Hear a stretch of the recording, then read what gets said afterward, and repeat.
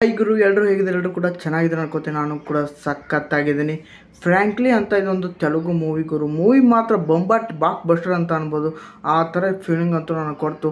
Movie 1D bore ಆಗಲ್ಲ, ಆ ಥರ ಎಕ್ಸ್ಪೀರಿಯನ್ಸ್ ಕೊಡುತ್ತೆ. ಯಾಕಂದರೆ ಫುಲ್ ಮೂವಿ ಕ್ವಾಟ್ಲಿ ಕೊಡೋದು, ಫುಲ್ ಲವ್ ಟ್ರ್ಯಾಕು ಹಾಗೆ ಇರುತ್ತೆ, ಫ್ಯಾಮಿಲಿ ಸೆಂಟಿಮೆಂಟು ಹಾಗೆ ಇರುತ್ತೆ. ಒಂದು ಕಾಮಿಡಿ ಟೈಮಿಂಗ್ ಅಂತೂ ವೆರಿ ನೈಸ್ ಅಂತ ಅನ್ಬೋದು. ಇದರ ಡೈರೆಕ್ಟರ್ ಬಗ್ಗೆ ಹೇಳ್ಬೇಕು, ಈ ಡೈರೆಕ್ಟರ್ ಅವರು ಸೂಪರಾಗಿ ಮೂವಿಗಳನ್ನು ತೆಗಿತಾರೆ.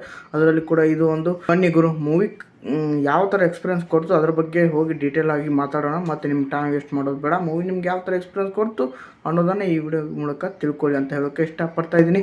ಫಸ್ಟ್ ಟೈಮ್ ಅದನ್ನು ಚಾನಲ್ ಕೂಡ ಸಬ್ಸ್ಕ್ರೈಬ್ ಮಾಡ್ಕೊಂಡು ಸಪೋರ್ಟ್ ಮಾಡಿ. ಡೈಲಿ ಒಂದು ಹೊಸತನದ ಮೂವೀಸ್ಗಳ ಬಗ್ಗೆ ನಿಮಗೋಸ್ಕರ ತೊಗೊಂಬರೋಕ್ಕೆ ಒಂದು ಒಳ್ಳೆಯ ಪ್ರಯತ್ನ ನಾನು ಡೈಲಿ ಮಾಡ್ತಾನೆ ಇರ್ತೀನಿ ಅಂತ ಹೇಳೋಕ್ಕೆ ಇಷ್ಟಪಡ್ತಾ ಇದ್ದೀನಿ. ಬನ್ನಿ ಗುರು ಮೂವಿ ಬಗ್ಗೆ ಹೋಗ್ಬಿಡೋಣ. ಒಬ್ಬ ಡೈರೆಕ್ಟರ್ ಅವರು ಒಂದು ಮೂವಿನ ಡೈರೆಕ್ಟ್ ಮಾಡೋಕ್ಕೆ ಸ್ಟಾರ್ಟ್ ಮಾಡ್ತಾರೆ. ಅವರು ಬಜೆಟ್ 4 ಕೋಟಿನ ಅಂತ ಅಂದಿರ್ತಾರೆ. ಆದರೆ ಬರ್ತಾ ಅದು 4 ಕೋಟಿ ಹೋಗಿ 8 ಕೋಟಿ ಆಗುತ್ತೆ, 8 ಕೋಟಿ ಹೋಗಿ 16, 15 ಈ ಥರ ಕ್ರಾಸ್ ಆಗ್ತಾನೆ ಇರುತ್ತೆ. ಆದರೆ ಏನು ಮಾಡೋದು, ಮೂವಿ ಮಾತ್ರ ಮುಗಿತಾನೇ ಇಲ್ಲ. ಆದರೆ ಲಾಸ್ಟಲ್ಲಿ ಅವರು ಡೈರೆಕ್ಟರ್ ಅವರು ಇನ್ನೂ 4 ಕೋಟಿ ಬೇಕು ಅಂತ ಒಬ್ಬ ಅಸಿಸ್ಟೆಂಟ್ ಡೈರೆಕ್ಟರ್ ಅವ್ರನ್ನ ಕೇಳಿಬಿಟ್ಟಿದ್ದಾರೆ.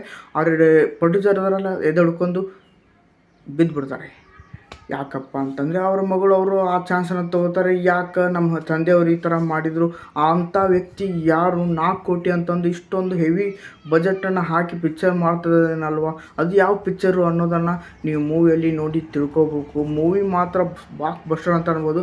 ಅಲ್ಲಿ ಸ್ಲೋ ಆಗಿ ಕಥೆನೇ ಸಾಗುತ್ತೆ ಗುರು. ಮೂವಿ ಕೊಟ್ಟಿರೋ ರೈಟಿಂಗ್ ಇರ್ಬೋದು, ಈ ರೈಟಿಂಗ್ ಇದೆ ಅಲ್ವಾ ಈ ಮೂವಿಯಲ್ಲಿ ವೆರಿ ನೈಸ್ ಅಂತ ಅನ್ಬೋದು. ಎಲ್ಲೆಲ್ಲಿ ಕಾಮಿಡಿ ಟೈಮಿಂಗ್ ಸೂಪರಾಗಿ ವರ್ಕ್ ಆಗಿದೆ. ಎಲ್ಲಿ ಕೂಡ ನಮ್ಗೆ ಬೋರ್ ಹೊಡಿಸಿಲ್ಲ. ಒಂದು ಯಾಕೆ ಇತ್ತಿದ್ದಂಗೆ ಬಂದು ಯಾವುದೋ ಒಂದು ಕಾಮಿಡಿ ಮಾಡಿ ಹೋಗೋದಲ್ಲ, ಇದೊಂದು ಪಕ್ಕಾ ಪೈಸಾ ಟೈಮು ಎಲ್ಲ ವಸೂಲಿ ಆಗುವಂಥ ಮೂವಿನೇ ಇವತ್ತು ನಿಮಗೆ ತೊಗೊಂಬಂದಿರೋದು. ಮೂವಿ ಮಾತ್ರ ಬ್ಲಾಕ್ ಬಸ್ಟರ್ ಅಂತ ಅನ್ಬೋದು. ಸ್ವಲ್ಪ ನನಗೆ ಬೋರ್ ಹೊಡಿಸ್ತಿಲ್ಲ, ಆ ಥರ ಇತ್ತು. ಮತ್ತು ಇದ್ರ ಸಾಂಗ್ಸ್ ಅಂತೂ ಹೆವಿ ಇಂಪ್ರೆಸ್ ಆಗ್ಬಿಟ್ಟು ತೆಲುಗು ಭಾಷೆಯಲ್ಲಿ ಕೇಳೋಕ್ಕೆ ಚಂದ ಅನ್ಕೋತೀನಿ. ನಮ್ಮ ಕನ್ನಡದಲ್ಲಿ ಸುಮಾರಾಗಿತ್ತು. ಮೂವಿ ಮಾತ್ರ ಒಂದೊಂದು ನಿಮಿಷಕ್ಕೂ ಒಂದು ಕುತೂಹಲ ಆಗ್ತಿತ್ತು, ಮುಂದೆ ಏನು ಮಾಡುತ್ತಾರೆ. ಮುಂದೆ ಒಂದು ಸ್ವಲ್ಪ ಕಾಮಿಡಿ ಆಗಿರುತ್ತಲ್ವ, ಆ ಸೀನ್ಗಳಂತೂ ಹೆವಿ ಅಂತ ಅನ್ಬೋದು. ಮತ್ತು ತಾಯಿ ಆ್ಯಕ್ಟಿಂಗಲ್ಲಿ ಪುಷ್ಪ ಅವರ ಅಮ್ಮ ಅವರು ಈ ಮೂವಿಯಲ್ಲಿ ಬಂದು ಆ್ಯಕ್ಟಿಂಗ್ ಮಾಡಿದ್ದಾರೆ. ಯಾಕಂತಂದರೆ ಪುಷ್ಪ ಗೊತ್ತಲ್ವ, ಪುಷ್ಪ 2, ಪುಷ್ಪ 1 ಅದರಲ್ಲಿ ತಾಯಿ ಪಾತ್ರ ಮಾಡಿದವರು ಕೂಡ ಈ ಮೂವಿಯಲ್ಲಿ ಆ್ಯಕ್ಟಿಂಗ್ ಮಾಡಿದ್ದಾರೆ. ಅವ್ರ ಆ್ಯಕ್ಟಿಂಗ್ ಅಂತೂ ವೆರಿ ನೈಸ್ ಅಂತ ಅನ್ಬೋದು. ಮತ್ತು ಈ ಹೀರೋ ಬಗ್ಗೆ ಹೇಳ್ಬೇಕು, ಹೀರೋ ಆ್ಯಕ್ಟಿಂಗ್ ಅಂತೂ ವೆರಿ ನೈಸ್. ಮತ್ತು ಹೀರೋನಿಗೆ ಸ್ವಲ್ಪ ಇಂಪ್ರೆಸ್ ಆಗ್ತಾರೆ. ಮತ್ತು ತಂದೆ ಅವ್ರ ಆ್ಯಕ್ಟಿಂಗ್ ಕೂಡ ಚೆನ್ನಾಗಿದೆ. ಮತ್ತು ಅಕ್ಕಪಕ್ಕ ಜೂನಿಯರ್ ಆರ್ಟಿಸ್ಟ್ಗಳು ಅಂತೂ ವೆರಿ ನೈಸ್ ಅಂತ ಅನ್ಬೋದು. ಅವ್ರ ಪರ್ಫಾರ್ಮೆನ್ಸ್ ಅಂತೂ ಹೆವಿ ನೈಸ್ ಅಂತ ಅನ್ಬೋದು. ಮೂವಿ ಮಾತ್ರ ಒಂದು ಎಲ್ಲಿ ಡೊಲ್ಲ ಕಾಣಲ್ಲ, ಫುಲ್ಲು ರಿಚ್ಚಾಗಿ ಕಾಣೋ ಹಾಗೆ ಮಾಡ್ಕೊಂಡಿದ್ದಾರೆ ಮೂವಿ ಟೀಮ್ನವರು. ಮೂವಿ ಮಾತ್ರ ಒಂದು D2 ನಿಮಗೆ ಬೋರ್ ಹೊಡಿಸಲ್ಲ, ಆ ಥರ ಎಕ್ಸ್ಪೀರಿಯನ್ಸ್ ಕೊಡೋದ್ರಲ್ಲಿ ಈ ಮೂವಿ ಒಂದು ಸಕ್ಸಸ್ ಆಗುತ್ತೆ ಅನ್ಬೋದು. ಲಾಸ್ಟ್ ಸೀನಲ್ಲಿ ಮೂವಿ ಕೂಡ ಕಂಪ್ಲೀಟ್ ಆಗುತ್ತೆ. ಅದೆಲ್ಲ ಆದಮೇಲೆ ಏನಾಗೆಲ್ಲ ಆಗುತ್ತೆ ಅನ್ನೋದನ್ನು ನೀವು ಮೂವಿಯಲ್ಲಿ ನೋಡಿ ತಿಳ್ಕೊಬೇಕು. ಮೂವಿ ಮಾತ್ರ ಫನ್ನ ಎಂಟರ್ಟೈನ್ಮೆಂಟ್ ಅಂತ ಅನ್ಬೋದು. ಮೂವಿ ಮಾತ್ರ ಒಂದು D2 ನಿಮ್ಗೆ ಬೋರ್ ಹೊಡ್ಸೋದ ಒಂದು ಒಳ್ಳೆಯ ಮೂವಿ. ನೀವು ರೆಕಮೆಂಡ್ ಮಾಡ್ತಾ ಇದ್ದೀರಾ, ನಿಮ್ಗೆ ಹುಡುಕ್ತಾ ಇದ್ದೀರಾ ಅಂತಂದರೆ ಈ ಮೂವಿನ ರೆಕಮೆಂಡ್ ಮಾಡ್ತಾಯಿದ್ದೀನಿ. ನೋಡಿ ಗುರು, ನೋಡಿ ಚೆನ್ನಾಗಿದೆ ಮೂವಿ.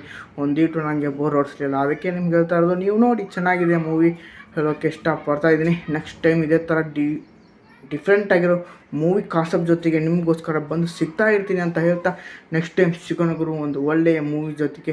ಫಸ್ಟ್ ಟೈಮ್ ಅಂದರೆ ಚಾನಲ್ ಕೂಡ ಸಬ್ಸ್ಕ್ರೈಬ್ ಮಾಡ್ಕೊಂಡು ಸಪೋರ್ಟ್ ಮಾಡಿ. ಡೈಲಿ ಒಂದು ವಿಡಿಯೋ ಬಂದೇ ಬರುತ್ತೆ ಮೂವಿ ನಿಮ್ಗೆ ಯಾವ ಮೂವಿ ನಿಮ್ಗೆ ಎಕ್ಸ್ಪೀರಿಯನ್ಸ್ ಕೊಡಬಹುದು ಅನ್ನೋದರ ಬಗ್ಗೆ. ಅದಕ್ಕೆ ಹೇಳ್ತಾ ಇರೋದು, ಚಾನಲ್ ಕೂಡ ಸಬ್ಸ್ಕ್ರೈಬ್ ಮಾಡ್ಕೊಂಡು ಸಪೋರ್ಟ್ ಮಾಡಿ. ಒಳ್ಳೆಯ ವಿಡಿಯೋ ಜೊತೆಗೆ ನಿಮಗೋಸ್ಕರ ಬಂದು ಸೇರ್ತಾನೆ ಇರ್ತೀನಿ ಅಂತ ಹೇಳೋಕ್ಕೆ ಇಷ್ಟಪಡ್ತಾ ಇದ್ದೀನಿ. ಮೂವಿ ಮಾತ್ರ ಒಂದು ಬ್ಲಾಕ್ ಬಸ್ಟರ್ ಅಂತ ಅನ್ಬೋದು. ಮೂವಿ ನೋಡಿ ಗುರು ಚೆನ್ನಾಗಿದೆ ಅಂತ ಹೇಳೋಕ್ಕೆ ಇಷ್ಟಪಡ್ತೀನಿ.